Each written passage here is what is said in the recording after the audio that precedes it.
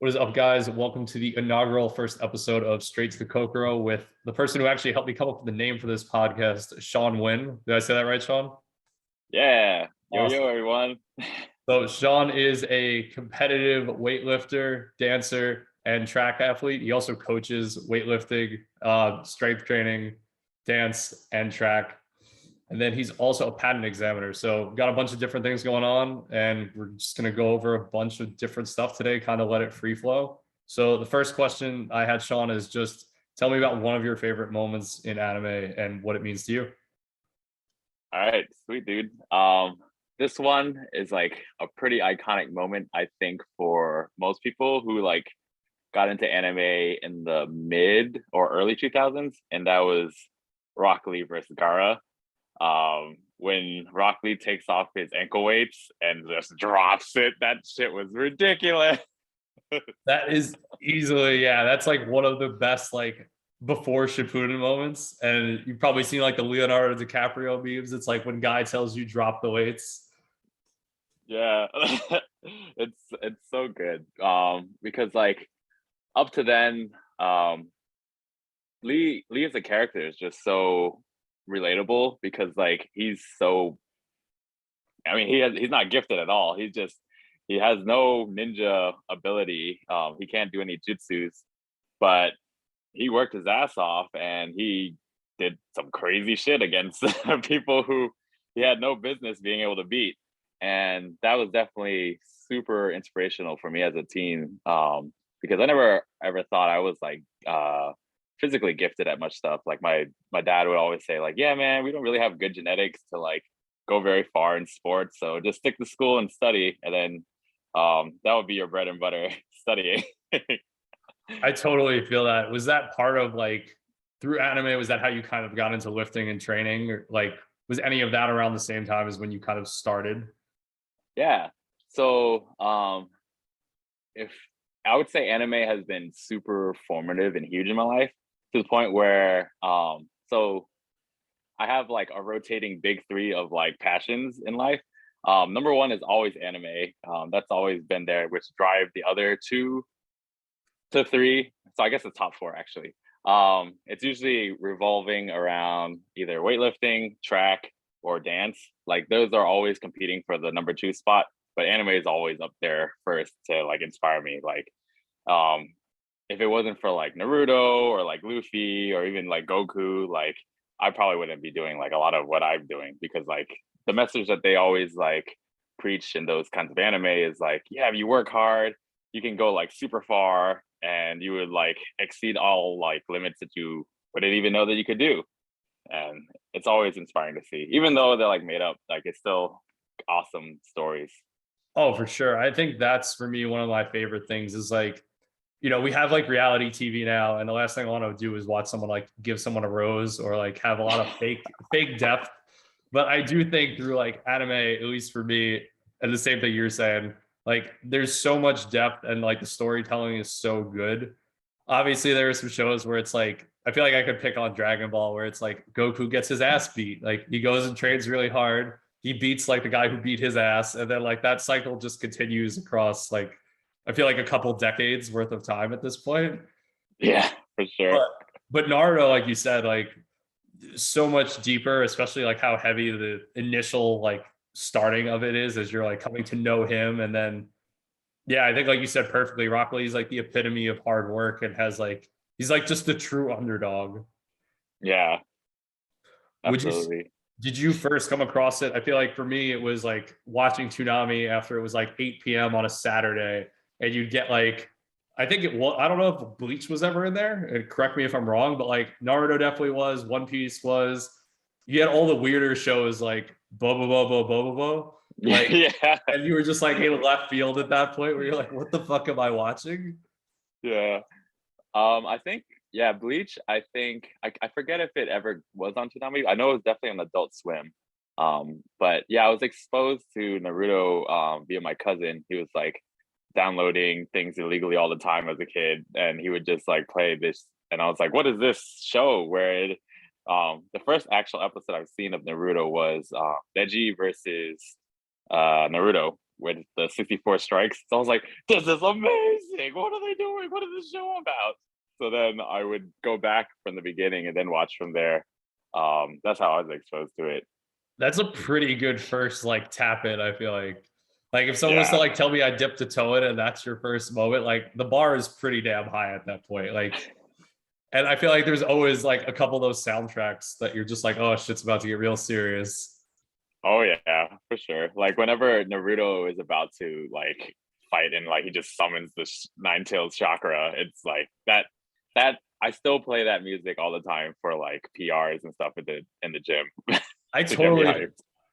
I totally feel that. Have you seen like I feel like that's a good transition into like what is anime like really present in the weightlifting community? I know for like powerlifting, it's like pretty abundant to the point of where like pretty sure every person knows the season 1 theme song of Attack on Titan. Like that song is like burned into like that might even be beat music. It's not at this point, but like I've definitely listened to like OPs as I've PR'd, but I feel like everyone knows like some of them. And I don't even know if Attack on Titan's anime. It's so mainstream at this point. Yeah. I mean, it's definitely gone super mainstream the past few years. I definitely see a lot of like gym catering stuff for anime. Like there's other podcasts like weightlifting and weebs, I think, and then Crunchy Soul. They deal with both like powerlifters and weightlifters. And yeah, in New York, I had a lot of friends who would like rock well, one of my friends, he would rock the All Might like suit for his singlet. And then at my current gym, there's tons of like anime fans, like Demon Slayer fans, especially. I feel that. I mean, I know season 2. I actually met a dude at the gym Connor and I work out at the other day, and like he just had forget what sticker it was, but we ended up striking up a conversation. And it's like, dude, the new season, and like how hyped. It's always really cool to see how hyped people get about the animation, and like Yeah, so crazy this season. Is it yeah. like so something I've noticed a lot, at least as I've like met different people and different things, like anime seems to be this common thread in which people have like, I'd say a higher level of acceptance for one another. Like there's like more openness, at least as I've connected with people who are really into anime. We can typically have more like depth related conversations. And it's not just like, I liked like, I don't know, Master Roshi's house. Like it's not like super simple stuff. So I was Mhm. just curious, like, what if that's been something you've noticed, or kind of what your experience has been coming across other people who maybe you didn't even expect were like into this stuff. Oh yeah, for sure. I mean, saying like meeting you and talking about it, that's helped us connect on a deeper level. I think it's just because there's just so many different like wider range of stories to be told in anime format that there's so many things you can talk about. And even like your more mainstream shows, they still have super deep uh concepts and things to talk about, like Attack on Titan for sure. Oh my god, yeah. So Trying to think, was there anything else you could think of off of that? Like, I know you had the opportunity to also like cosplay, so you've like been deeper in it versus like I have, and this isn't me, but someone being like, I have Crunchyroll, which isn't like a lower tier, but like maybe they're not in like the convention scene as much, or they're not involved in the community. So like, is that something like when you've gone to cons, has weightlifting or like strength training kind of been something that's ever come up in conversation for you? um yeah, oftentimes, especially if I cosplay a shirtless character, people are usually like, "Yo, what's your workout routine, man?" And a lot of people like, especially at some cons, like I think Dragon Con, where people are basically is just it's just a summertime type thing. So people are just in swimsuits as characters, and people definitely talk about like, all right, yo, what are your workout routine, or like how do you stay fit so you can best represent your character and whatnot. Very cool. I could definitely see that for sure. I mean, I feel like when I was at I think I forget what it was, Boston Anime Con, whatever the actual like formal title was, but there were definitely a couple people that were like, you could tell they prepped for that role. I would say I don't think you walk around year round like that. It was Yeah, definitely cool. I feel like at some point I want to do a cosplay, and I don't know who it would be, but I would say actually kind of circling back to Naruto, like Zabuza from like that, like Naruto was probably one of the most downplayed people like yeah, in that show. he was such a good villain, man. Like his, because he was just so human, like the way he was.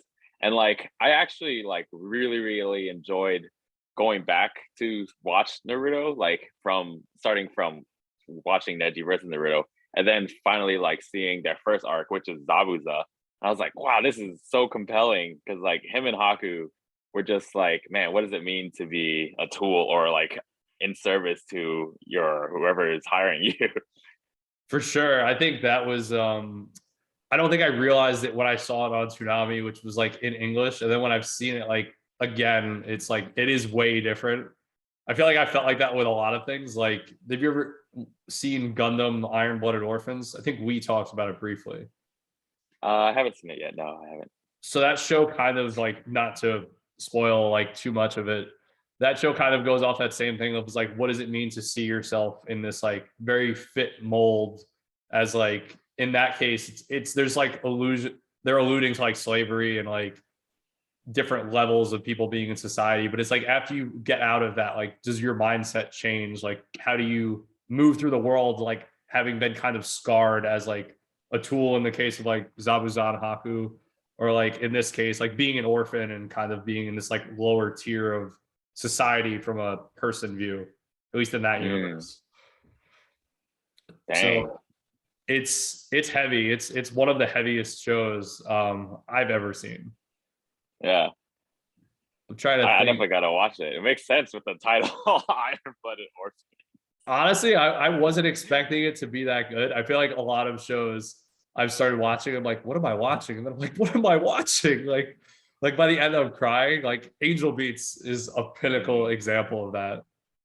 yeah, that's that and Anohana and a couple other ones are like the everyone said this is the cry that this is what will make you cry show. I do think that's something like a lot of animes could do too, better than like live action stuff I've seen. Like, Oh yeah. even though I guess maybe because there's more space and it is animated, it's not like real people too. It's a bit easier to tap into those emotions. But I would just say, yeah, there's a lot of shows that I'm just like, holy shit, how did you write this? First of all, and like, second of all, like, why am I crying? Like, why am I crying? Yeah. Yeah, man. I'd be crying all the time in anime. Oh I'm yeah, just like, dude. oh, this is so beautiful. I've actually never.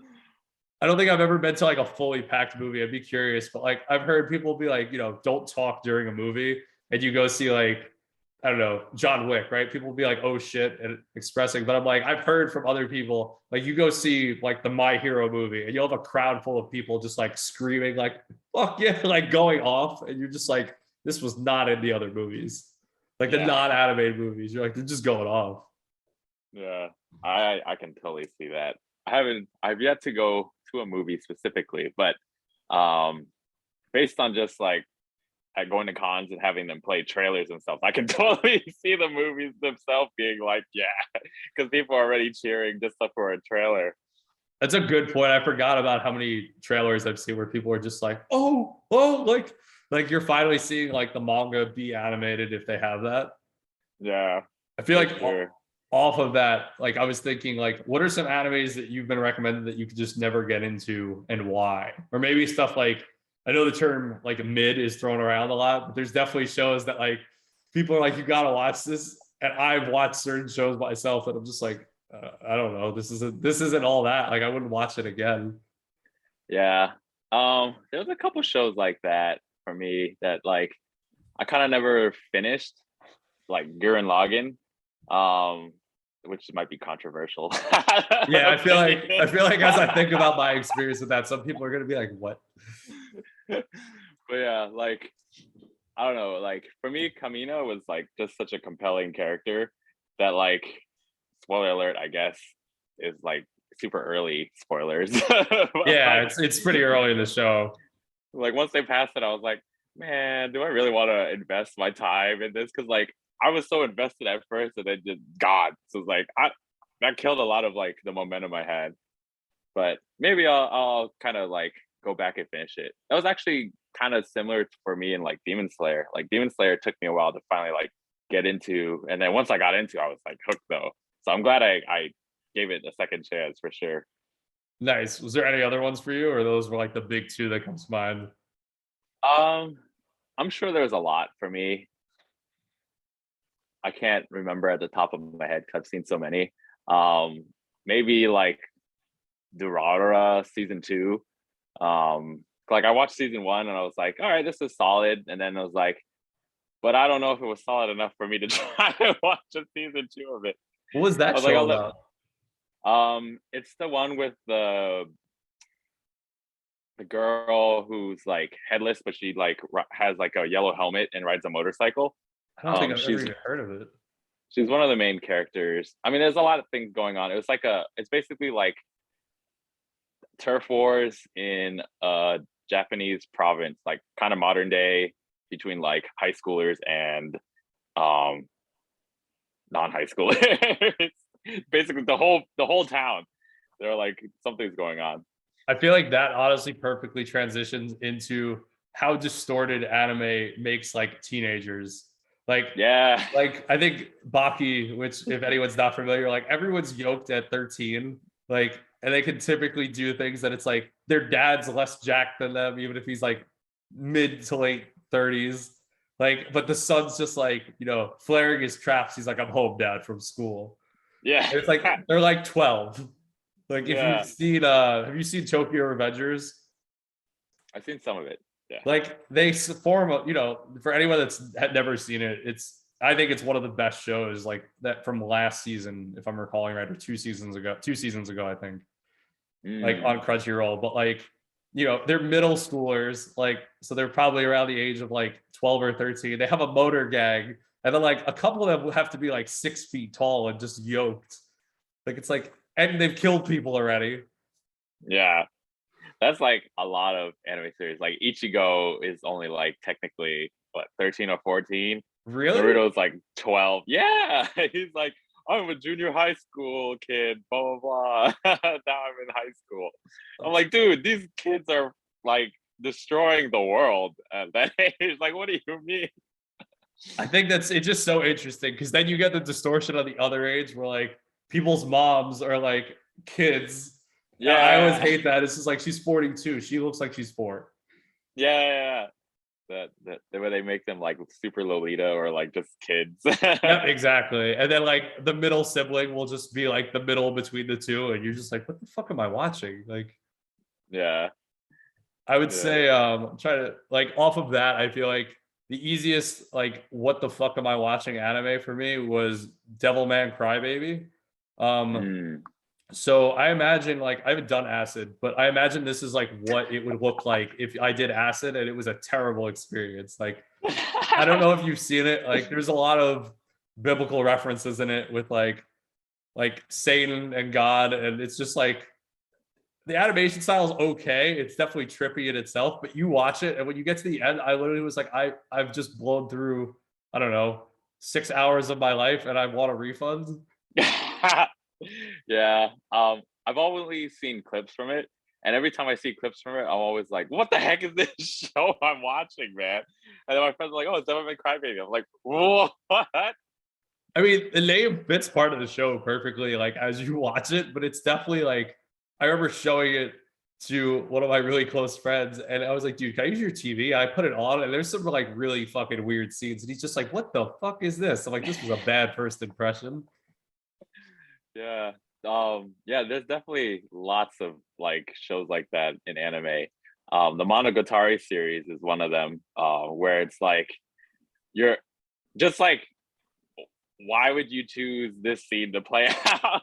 Like the humor that's involved is like why all the time. But it's still, I mean, overall the stories is good, but a lot of times it's just like, why? Why? I've never heard of that. I'd be really curious. I feel like the opposite of that is like Gintama, if you've ever seen it, which is like Oh the yeah, parody of Gintama, yeah. every anime put together, in which they even reference the other ones. Yeah. Like I think the They writer. Oh, go ahead. I was like, yeah, that they also go over the board too, where you're just like, what the fuck am I watching as well? Dude, they have an entire episode where it's a commercial. Like you get to 22 minutes in and you realize the whole thing's a commercial instead of a side story. And I was Yeah. just like, wow, you know what? Hats off to you. You guys fucking got me. Yeah. They're masters of that. trolling this. Yeah, I think they went on for a long time, not like One Piece long, but I think that series Yeah, is like 300 something episodes too. I believe so. Yeah, at least like mid threes. I'm trying to think of like I had, like I said, animes you could never get into. I feel like animes where you hate the protagonist would be another good one. Like, and I Ooh, instantly think of like Rent a Girlfriend. Like, the main character is not everyone's favorite person, and they hate his guts. have I watched Rent a Girlfriend? I might have. There's for me, what was most aggravating is probably Deku from My Hero, Really? Why? because the first season I almost stopped watching like the series altogether because he just cries all the time. He's just such an incessant crybaby. For me, All Might saved that show for me. That's what made me stick with it. But like every episode, he was like crying. I was like, come on, man! Like there's been plenty of protagonists where they have no powers, but they suck it up and they try and do what they can, man. I would definitely feel it. I forget. I was thinking the other day of like someone I used to work with always used to reference like Spider-Man 3, like Tobey Maguire just cries like terribly hard. And I forget what anime it was where like it's the same thing. And I'm just like, why is this guy so upset? Like nothing that serious has happened. Like, I would definitely say that. I'm trying to think what other ones. I feel like it's romantic comedies for the most part that kind of have that where it's like the main character is now secondary to everything else. Yeah, yeah, for I sure. can't, I can't think of any more off the top of my head. What else have you like? Like Oh, go for it. I was gonna say, like School Days, the protagonist is like a piece of shit, but the story is good overall. I've actually never heard of that one too. I think Prison School was like the other school one I had heard of. Prison School. Yes, I see you're a man of culture. I've never actually seen it before. I just know what it is. it, it's amazing because it's like people who are like would consider like the lowest dregs of society or like the most cringe in terms of like weeaboo community. It's like they just own it so hard that they become epic, and it's That's amazing. kind of cool in itself. I feel like I could get behind that. At least it's like authentic. Classroom of the Elite is actually a really good like shorter show. Have you seen that one? Mm. Yeah, they're coming up with the season two. They are, I dude. think in a few months. I was Yeah. hyped, but like that main character. So the ending of that show, I even was like ready to throw my TV out the window because I was like, I was finally thought like he was kind of opening up to like his class, like he's Yeah. opening up to his experience, and then like it's like someone just flips the table on you at the end. And I was like, never mind, I just lost all hope. Yeah. Oh, that yeah, that kind of reminds me of like Shinji from Evangelion because he's also a whiny baby. Really, I've never seen. That's like one of the ones, the older like classics. I think that I've never seen yet, and Mhm. I now have to watch it because some guy at our gym was explaining like all the like the angels are actually like the enemies essentially, Yeah. and I was I like, would shit, say you don't have to watch the main series because the ending is just straight anger fuel. I To the gotta point watch where it. they made the movies to like kind of retcon it and make it better. I Because feel like like the mangaka, he got so many death threats after he made it. really, Yeah, then like there's like Evangelion 1.1 and then Evangelion 2.2. Like the movies make more sense and it's better in terms of like how it plays it because it's like it was a masterpiece up until the last two episodes. The last two episodes just destroyed the whole series. wow, it was that bad. Yeah, it was that bad. I feel like the equivalent of that I've heard is like Berserk. Like there are the three Berserk Mm, movies that I just heard the animation in the regular show is kind of trashy. I've seen clips of it. But you watch the three movies and I mean Griffith just was I don't know even how I don't have words to describe my feelings towards him as a character because I just hate him so much. Like but the movies were fantastic. And then when I watched like clips of the actual manga, I mean, I'm sorry, the actual like anime show, I was like, this is trash. Like you guys paid the wrong guys. yeah, I think it's the anime is the one where like the camera work is just dizzying, right? It just flips all the time, and it's just like it's just it's It's hard to follow. it's like very grainy too. It like looks like like they gave like a second grader a crayon and they were like, all right, go to work and color in the lines. It was like, no. But you actually made me think of oh, the creator of Attack on Titan, I think like 2 years ago was like, hey, I already know how I'm gonna end the show. And I think he was like, I'm gonna kill everyone. And like instantly, I think he got a ton of death threats. And then he was like, okay, I'll rewrite it. Yeah. It's, I think I heard that happen too. I think it was like during season 2, which was super early on still, but he was like, yeah, I know what I'm gonna do already. Yeah. I mean, it makes sense because like the way that everything links to things that happened in season 1, it definitely did look like he had everything prepared ahead of time. Yeah, I would say like not to spoil it, and I'd be curious to hear your opinion. I think Attack on Titan, I don't want to even say the concept they use later in the show as you watch it, but like it is probably one of the most complex shows, and I think it will easily be in like the top 10 like animes of all time for quite a long time. Like Aaron's character development and just the whole series is like a mind fuck in itself. Yeah, for sure. And the anime, they just pace each arc so well. Like, because I remember you telling me like, yeah, man, you need to catch up to season 4 and watch it, and I did. I was like, wow, this makes it like puts everything in together in a way that makes so much more sense than when I was just reading the manga at the time. Because I was like, oh man, I forgot this happened, and it was like, oh man, but I wasn't this emotional when this happened. It's definitely crazy. I feel like that's like where I'll give it to like Oda, who writes One Piece. Like he's bringing characters back. If you're caught up, and for anyone listening, there's two opinions on One Piece. It's, oh, you watch One Piece or One Piece, like, but he, he's been going for like 22 years, and he's still bringing people back from like early 200 episodes and like linking their backstory to like the history of the world. Like I don't know if anyone's done that better than him at this point. Yeah, for sure. I think I've heard people like even said like if One Piece was in other forms of like literature, he would be considered like one of a masterpiece, like literary masterpiece. Like he would be considered up there with like other fiction writers or fantasy writers. I wouldn't doubt it. I mean, I think even, if you're relatively caught up, or I don't know if you're still following it all, but like where they are now in both the anime and the manga is like really the culmination of like 1,000 episodes. And when you say that, it sounds ridiculous, right? Because that's like 2,400. No, that's what, like 24,000. Yeah, that's 24,000 minutes of content. Like, Jesus. Like, and to think there's that much canon, like actual main storyline, is what makes it so good and ridiculous. But like, they're still getting better and they're still fleshing everything out. Yeah, which is crazy.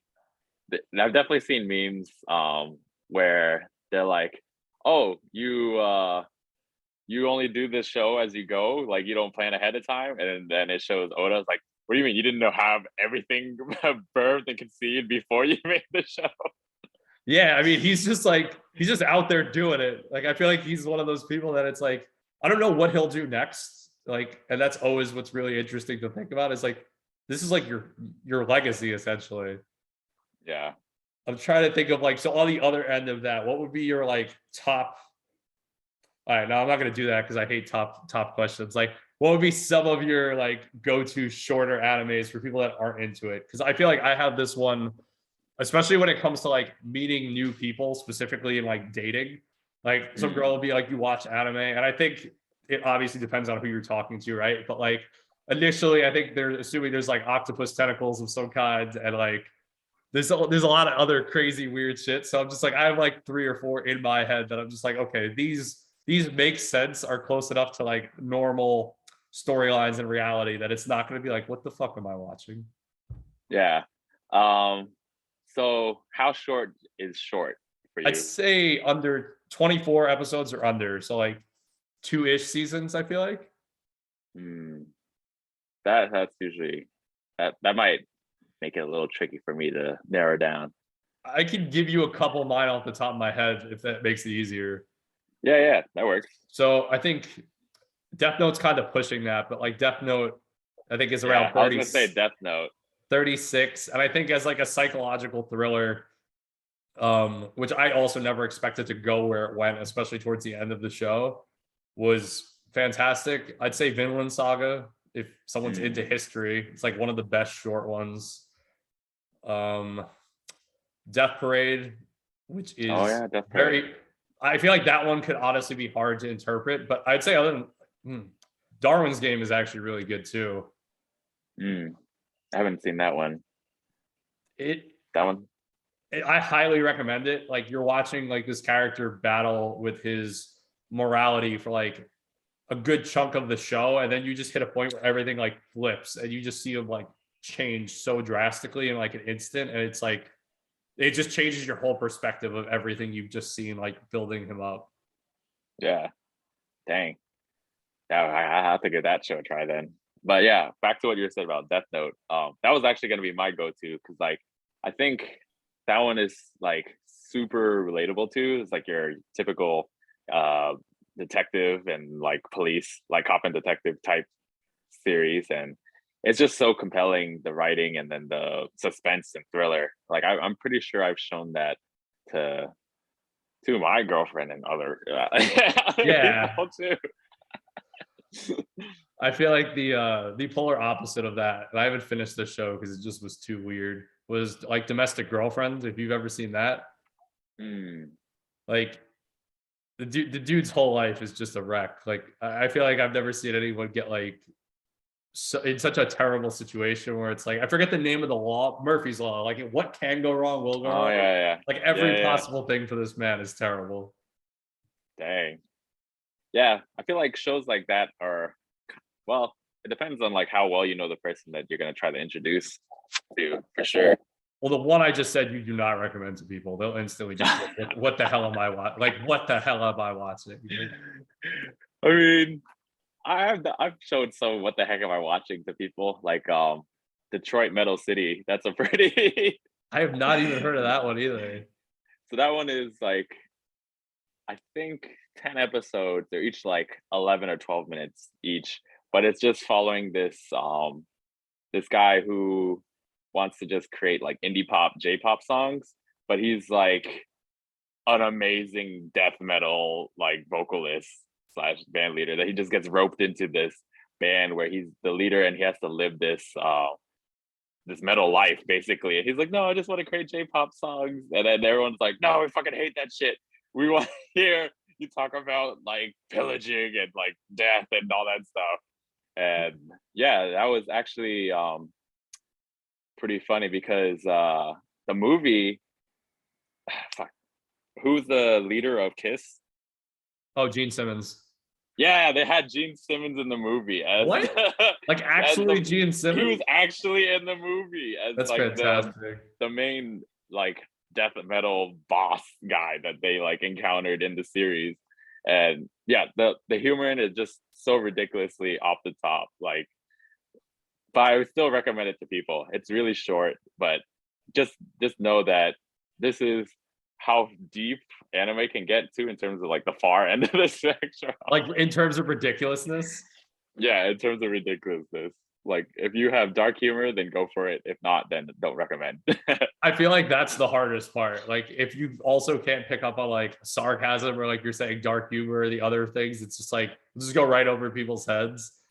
Like I feel like that's Death Parade to me is like Mhm. there's like so many different things in there. Like as you're watching these people who are essentially in purgatory for anyone who hasn't seen it yet, and like what human nature is that like if you just like watch it on base value very superficially, you're just like this is just weird. And then like if you could go a little deeper, you're just like, oh my God, this is like heavier than I ever anticipated. Like I cried during that show. Like, episode 8, I like clearly remember like where I cried. I was like, oh my God. Yeah. Yeah. There's a lot of nuances and stuff in there too, for sure.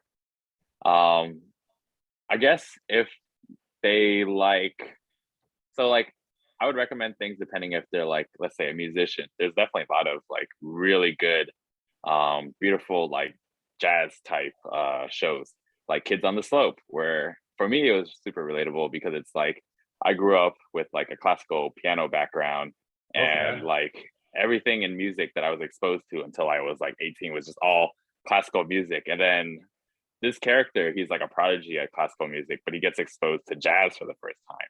And it's just such freedom and like everything like expression for him. Like he learns how to be emotional, he learns how to think outside the box and everything. So for me, it was super relatable watching it as an adult because I was like, yeah, I totally get how like you can be so confined into just playing things as the composer interpreted it, and then being free. Like he's yeah, it's so good, and it has Yoko Kano who does the soundtrack of it. She did the soundtrack for Cowboy Bebop, so you know Okay. it's gonna be a banger. Is there any that's really beautiful, man. I think like those are some of my favorites, especially in like there's definitely enough rom-coms that kind of have that where you have these like two polar opposites in like how they move through the world and like one opens the other one up to like the experiences they aren't having, but whether they're like lonely, they feel like they're a burden, whatever it is. And it's definitely really beautiful to see like that transition as their personality changes, as like their view of the world changes. Is there any Mhm. other like movies, they could be movies like shows in anime that have hit you that same way where you're just like you deeply connected that? Because I think of, even though it's animated, it's not anime, it's like the movie Soul from Disney, Oh like, yeah, Soul's really good. or Disney, or I think it's Pixar maybe, but like that movie, like I saw it and I was not expecting to have the feels that I had. Yeah, that was right in the Kokoro with that one.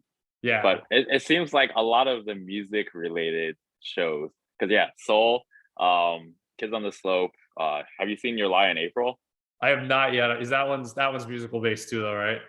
Yeah. So Your Lie in April is up there with Anohana and Angel Beats in terms of it's guaranteed to make you cry. Really? I am That's usually the list of one. It's on the list of shows that will make you cry that most people say.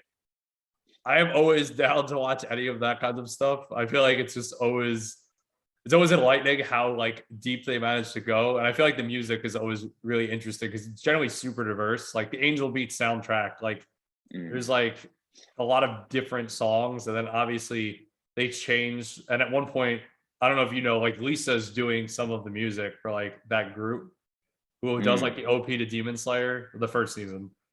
Like she's Oh, in sick. that show. Yeah. She's like doing part of like the soundtrack. But I haven't seen a ton of, I feel like there's one like Zombieland Saga, I think, which is musical, and it's just terrible. It's just really stupid. Mm. Like That's a shame. I got through 6 episodes and I was like, this is dumb. I'm not watching this. Yeah, damn. Yeah, that's a shame. I mean, in terms of like characters where they have completely different points of views and they're like basically act as a foil for each other. I feel like, I mean, Death Note's kind of like that with L versus Light. Um, my favorite series, Code Geass, with like Suzaku versus Lelouch.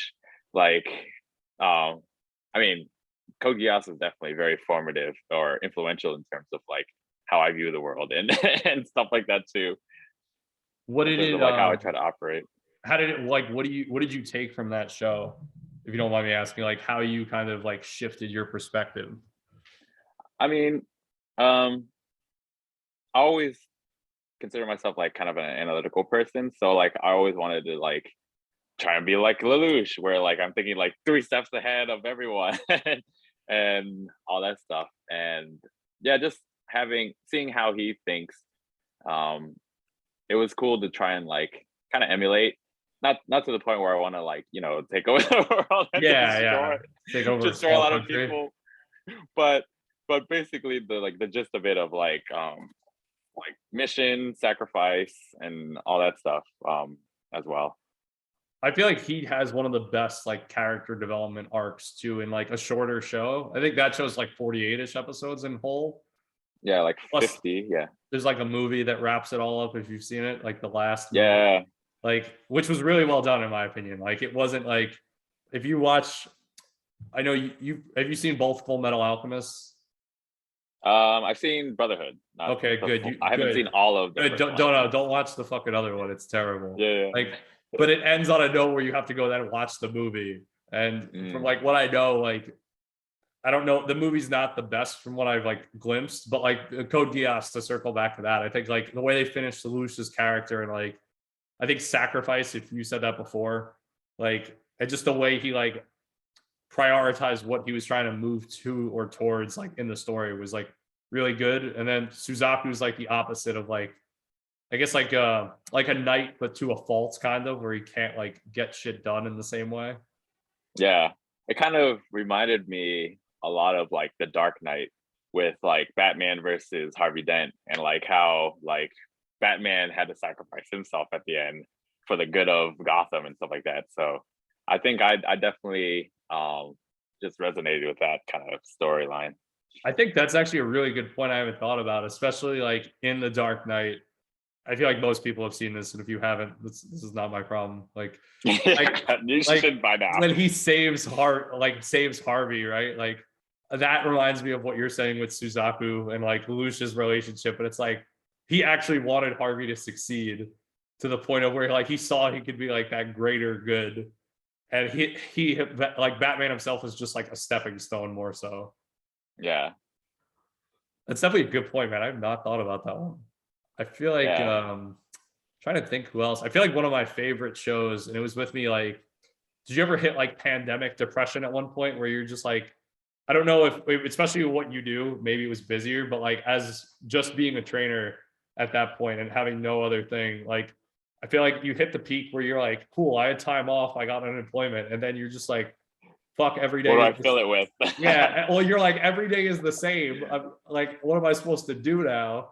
And then like some like mid depression or existential question of like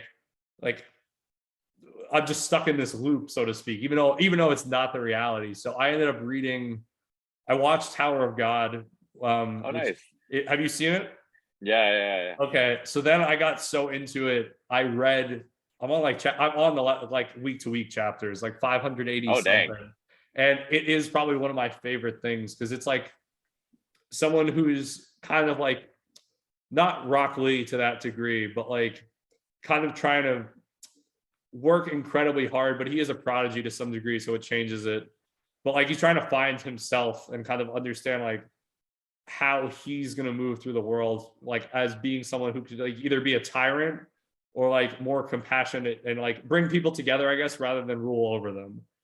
Yeah, Um, that's true. and not knowing who he is, like especially if you read and watch deep enough in it, like he doesn't actually know who he is. He just knows he knows he exists and like who he is as a person, but he doesn't like know any of his backstory. Yeah. No, that's a good point because yeah, he's basically fighting a very stacked system that's like heavily geared towards death. Oh So, yeah, and just being ruthless. So the fact that he tries to challenge that and stuff, and like just watching him like even succeed in it is pretty amazing. I feel like that's the one thing actually as we talk about it, like that you see in kind of even Darwin's game too, is like you have this point where someone's like almost too good, where like they can't exist in the world because it's like too idealistic. And then like the second they have to come face to face with like that, I guess, turning point or like pinnacle of like, okay, if I don't make this decision and like help these other people get hurt as a consequence. And it's like it's one or the other. It can't be Yeah. both. And it's like that changes so well in honestly both shows and both mangas. I haven't read super deep in Darwin's game, but Mm. it's definitely one of those things that like it's not the same progression like the whole way through. I don't know if you had anything else you wanted to add in terms of shows like that, but I just thought of something else if you have anything. Yeah, I mean, no, that makes sense because like I was just about to say like anime in general is just so good at like really like kind of feeding you these like almost over the top, unbelievably idealistic characters, but in a way that it's like, oh, that could happen. Like it makes sense. It's reasonable. Like fuck, they have to go through these tough decisions too. And oftentimes they don't always make the right ones. And I think that's what's like awesome about it. I mean, Lelouch being also one of those characters as well.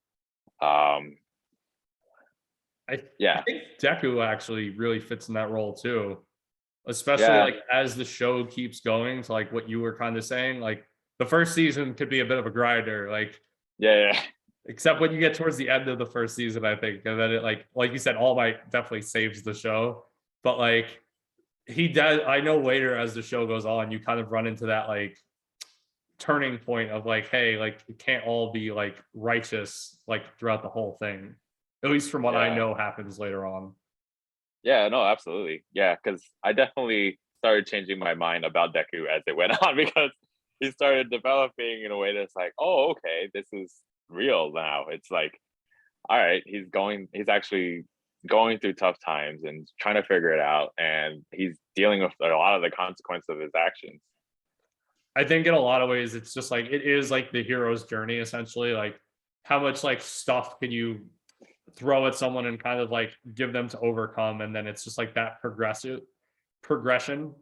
But I think a lot of animes do it better than like I'm gonna pick on Dragon Ball again because like I feel like it's just too predictable. Like there's Yeah, some backstory, but it's never heart heavy, like at least in my opinion, not to the degree of yeah, like other stuff.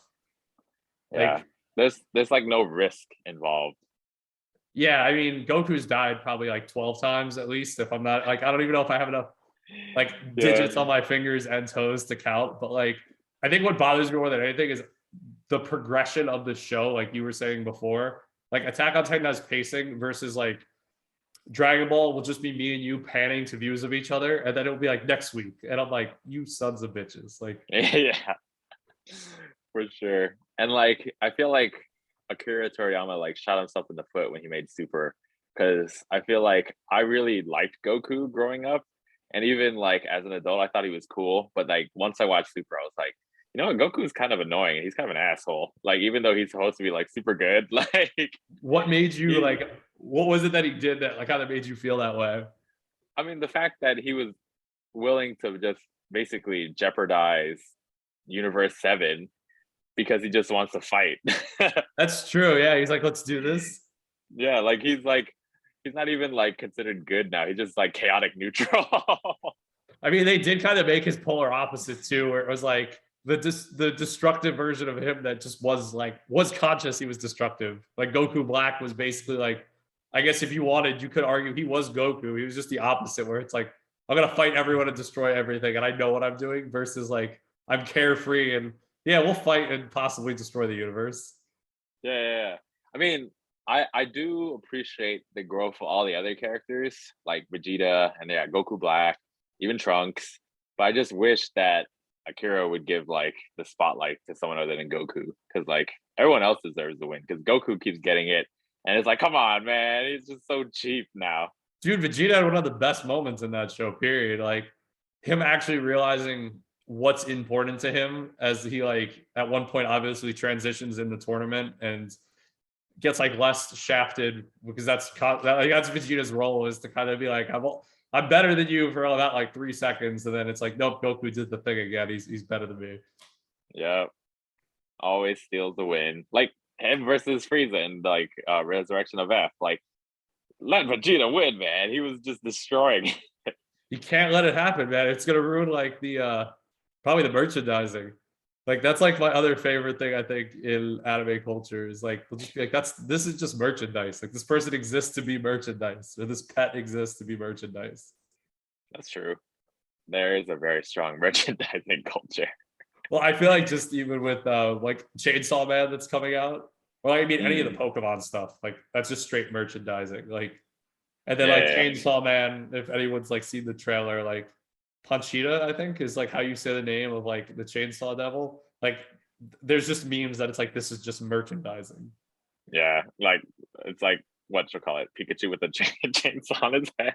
Pretty much, yeah. I mean, I think that's gonna be one of those. I mean, Mappa's doing it too, but yeah, it's I don't know how much depth like that character is going to have as opposed to like the dude that's involved with it. Yeah, that's true. That's yeah, that's a whole nother like animal, literally and not literally. I mean, before I knew where it was from, I thought I was like, oh, is this a new Pokemon? Really? I mean, I can see that, dude. They've only gotten weirder. Like, what was it when we were growing up? Was how many? Like, there was a There hundred, was hundred there was something. like 151 if you include Okay, Mew, and then two like 49 after Johto, and then like 350 or so. They just added like 100 each generation. so I haven't on that topic. I haven't gone back and watched like the Mewtwo movie, but I have a feeling I'm gonna cry like a Mm, 5-year-old when I rewatch that. Like, I yeah, don't think again. I think there's just like there's stuff you're not old enough to understand that just goes over your head, and then yeah, rewatching it, I'm just gonna be like, oh my god, like Have you seen the meme of like, are you son, why are you crying? And it's like the one scene from the movie. Yeah. That one scene, I'm sure seeing in context better was just gonna be so, so different. Yeah, dude, Mewtwo had such like deep lines as well. Like when he was talking about the circumstances of people's birth, like we're not dictated by it. Like that was heavy. I was like, dang, this was said by Mewtwo, man, a Pokemon. I mean, this is the whole like nurture versus nature thing, right? Hmm. Like, yeah, I mean, what are your thoughts on that? Do you think like to kind of go outside of that and go back to like the thing of training, like you said, being someone that like your dad was always like, yeah, we don't have good genetics. And I feel like that was something I heard from like my parents or other people would be like, yeah, we have good genetics. Like, do you think how much of that do you think actually matters when it comes to like pursuing what you want in life, whether it's been for you so far, like competitive track and field, like weightlifting, dance, like has that been something that you've thought of like this is my part of like my limiter, or has that just been like that's just mental noise to some degree and I'm gonna like work my ass off and get there?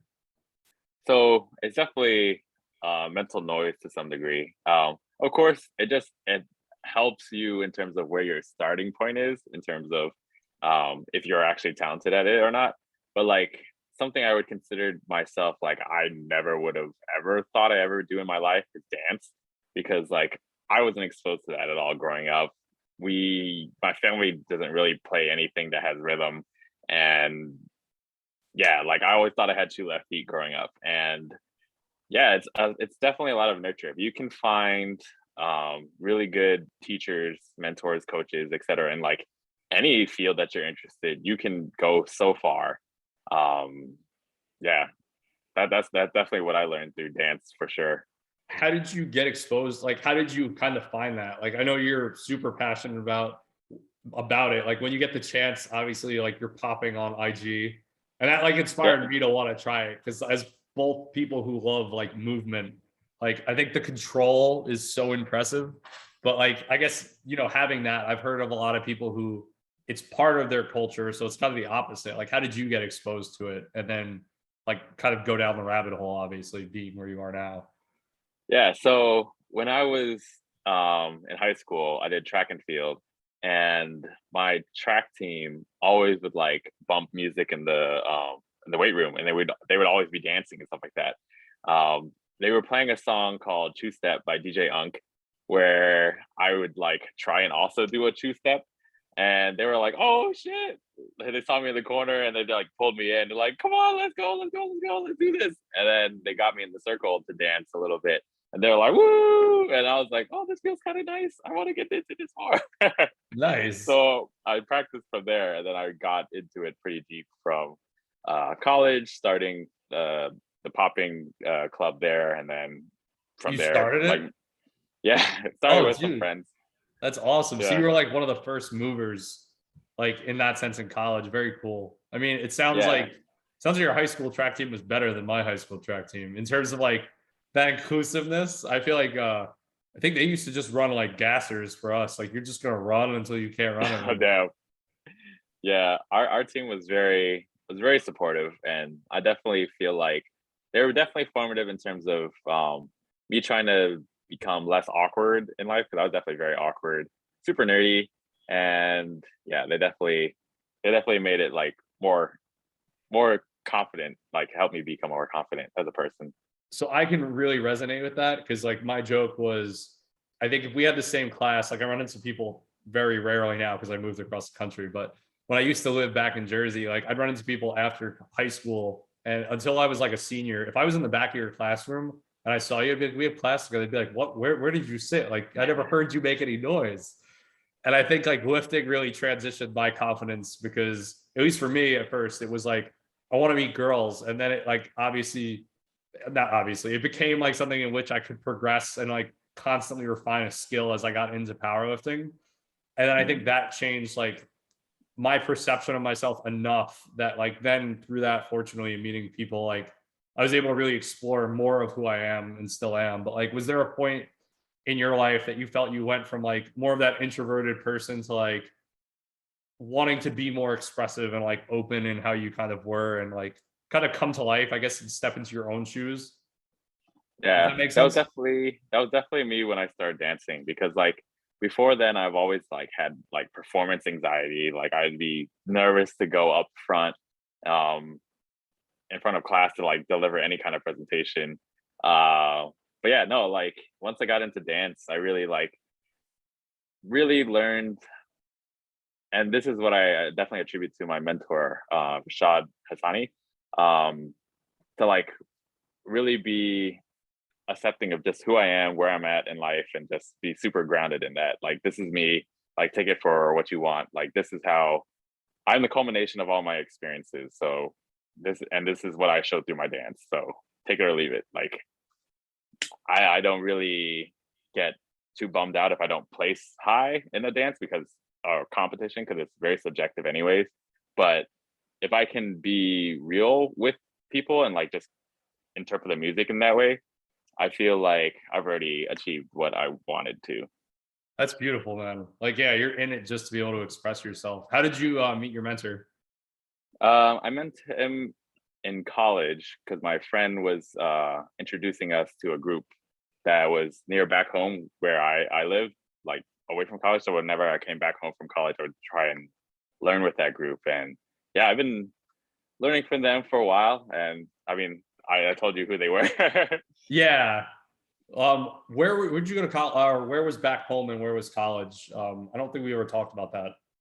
Okay. I went to VCU in Richmond, Virginia, and then Okay. I lived near DC, just outside of DC in Northern Virginia. Okay, very cool, man. No, that's awesome. I mean, I think that's what I feel when you had even told me about like a dance competition here in Portland that there was like a variety of like animators to poppers, like to I guess like even breakdancing, unless that I'm mixing up categories, but like it's such a pure expression, like painting, you have singing, like you have dance, like you can really just tell when someone's like so authentically in it and enjoying themselves. And I think that's the most beautiful thing, I think, in my mind, is like that raw expression. Um, Yeah, I feel that even with like training to some degree, except like all of us look pretty hilarious while moving big weight. It's not like it's not what you want to use for your Tinder picture. I mean, it could be if they're into that. You never know. Just look like a bullfrog. Yeah, I mean, they're like, "Oh yeah, that weight's impressive," or like if they're really into it, they're like, "Yeah, I make the same face too."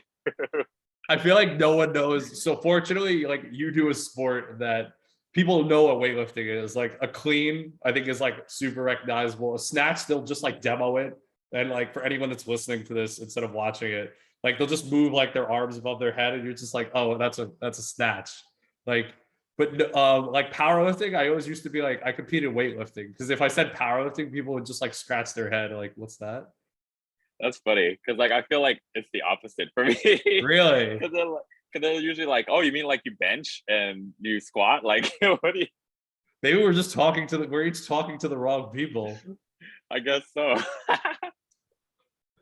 So I'm trying to think. I guess I don't really have any other questions. Is there anything else that comes to mind for you that you were kind of thinking about, or like other ways that you've kind of come into like a fuller expression of yourself, whether it be through like anime, how that's changed, dance, like what you do for work, or kind of even like training, anything?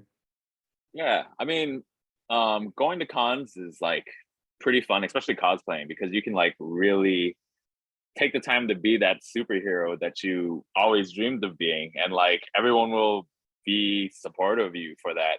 So when I first went to a con and cosplayed, like people, like random people would just come up and be like, "Oh, can I take a picture with you?" or whatever. And then you're just like, "Me? Like I'm just me. Like I'm nobody." Like, but you get treated like a celebrity basically whenever you cosplay, and it just really feels good to like escape reality for a second and just be the person who you think you can be. And then when you come out of that, you start realizing after you do it for a while, they're like, "Oh, I am that person." Like, so that I would say for people that I highly recommend going to a convention and like definitely cosplaying if you can, because if you love it, why not just show it? Because people in the world will appreciate it too.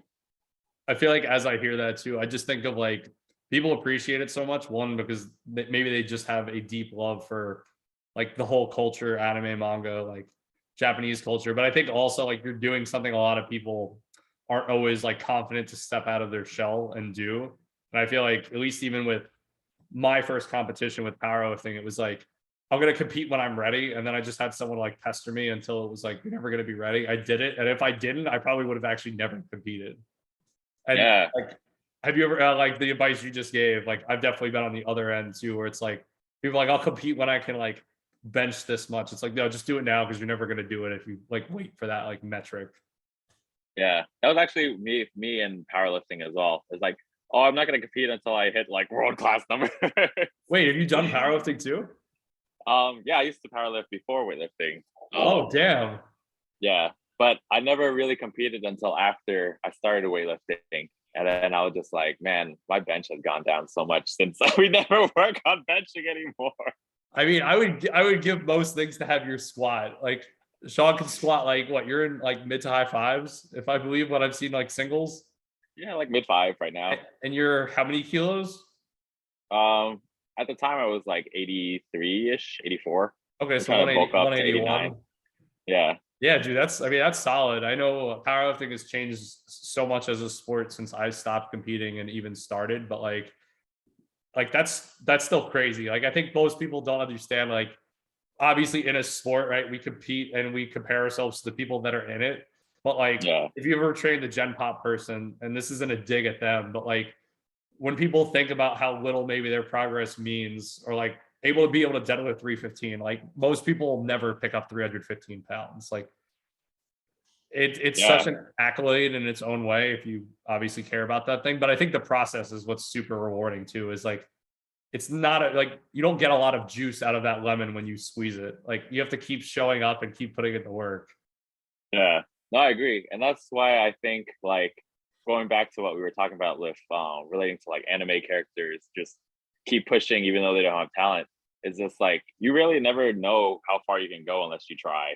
And like now my parents see me like lift and stuff like that, and they're like, oh, that's our son. He's so strong and stuff like that. It's like, yeah, man, like I didn't believe that we didn't have good genes. I didn't think I knew it's a factor genetics plays, but it's not like the final verdict, you know? So I yeah. don't I don't know if everyone really gets there. I wouldn't say anyone, but like I think it's really cool that for you that was more mental noise versus like a limiter. Like because I think even for me, part of it was like, I was overly scrawny like in like high school.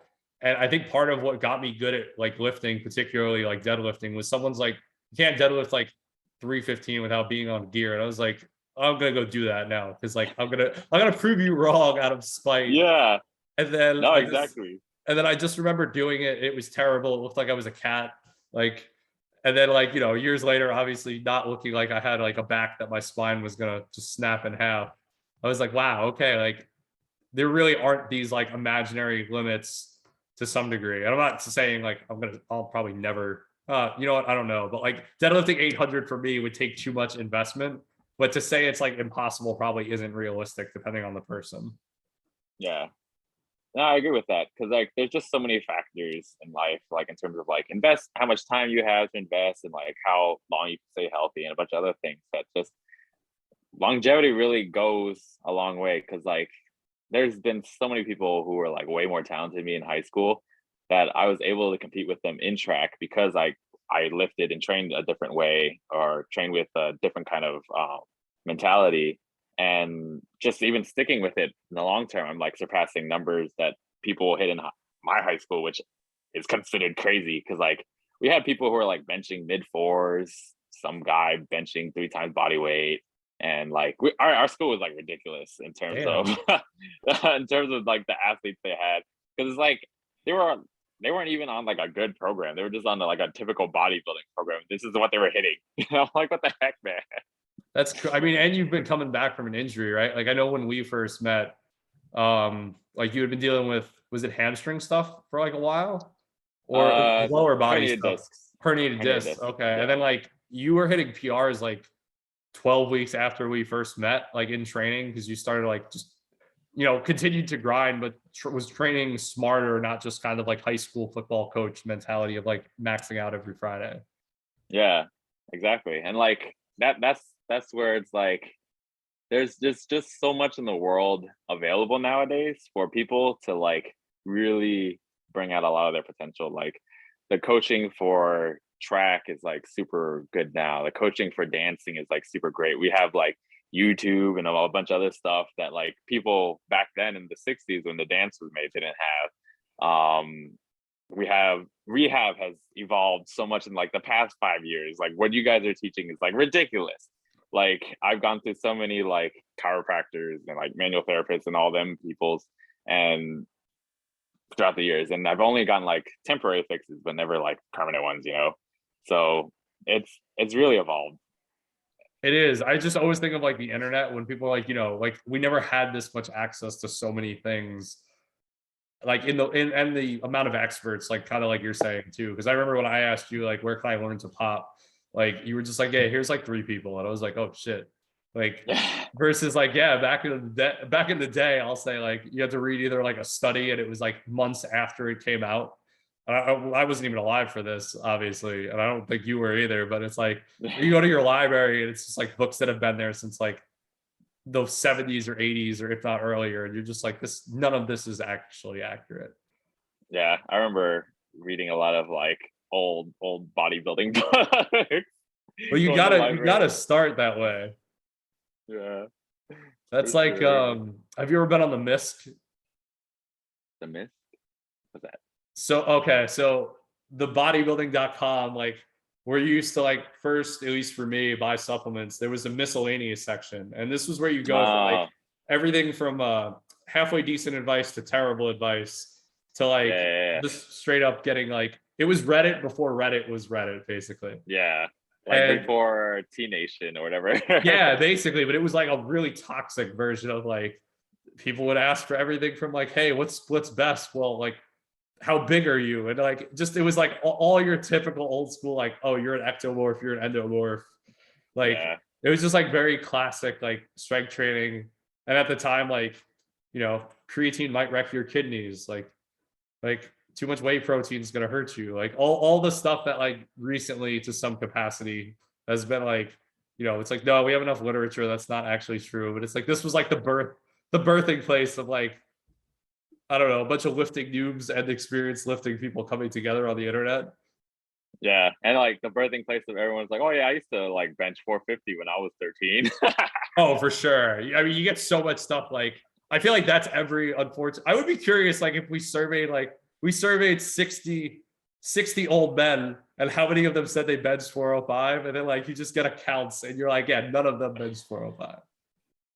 Yeah, it's definitely like that in the track world where people are like, oh yeah, I used to run like sub 11, and it's like, nah, bro, like not even close. Dude, I've seen like a sub 11, 100 meter. Hmm. Like I've seen people like run shorter distances, not even that, not even hundreds, right? But like I've seen like really pretty talented baseball, like youth athletes, like ed collegiate athletes run like 10, 20, 30 yards, like between timers. And it's like, yeah, I can't imagine. It's like, yeah, I used to run this. It's like, no, you didn't. Like you would literally have to be so fast. And it's like, for all of you to have ran this, like where were all of you competing against each other? Yeah, like those times were considered elite for a reason because not many people could hit it. Oh yeah. I feel like it's just one of those things you get with age, is like, it's like when I was your age, you get to say, but hopefully you're not saying that. And then it's like, you gotta like cut off maybe 3 seconds off your times and sound cooler. Yeah. So I guess to kind of like wrap this up, dude, I would ask like, what are you currently watching? And then if people are interested in, strength training with you, personal training, if you're open to coaching in any of like the track and field stuff remotely or maybe in person, like, yeah, what are like 3 animes you're watching if you're watching 3 at the moment? And then where can people find you? Let's see. So I just finished Demon Slayer. I'm watching Rise of the Shield Hero season 2. I've heard good That things. that's the current one. What else am I watching currently? Well, yeah, we just started Spy X Family, and what else am I watching? Dang, because like right now it feels like a lull. Like things just finished up. I need to watch up my Dress Up Darling, so I'll throw that into That the show, currently that show watching. is fantastic, honestly. And anyone who's listening can judge me, but like Marin is one of the top female characters I've ever seen. I don't think anyone will judge you if they are interested in anime and watch that show. I just think even from a character development standpoint, but Spy X Family is really good too. I think it has a lot of like some of the concepts we've talked about, and the little girl just like makes the show. If you haven't heard this yet, Yeah, she's so cute. So yeah. far. So do you offer like what coaching do you offer if you want people to be able to find you? Where can they find you? Yeah, so I usually do monthly like online coaching with anywhere from Olympic weightlifting, track and field, powerlifting, or even dance, like just dance movement and training for dance. I do that. Just hit me up on my Instagram, SHNREARDON, SHN Reardon. And yeah, we can get talking there. Cool. Well, I appreciate you coming on, man. And honestly, our conversations is what helped me name this. Because I do think anime just hits me so hard in the heart and has grown with me as I've grown. So I appreciate the input, and hopefully we'll talk again soon. Yeah, dude. Thanks for having me. Oh yeah. We also have a podcast called Geeks Represent too that I'm also a part of. Cool. And If yeah, you people want guys to check listen. that out. I'll put that in the show notes. Sweet. Cool. Thanks, man. Later.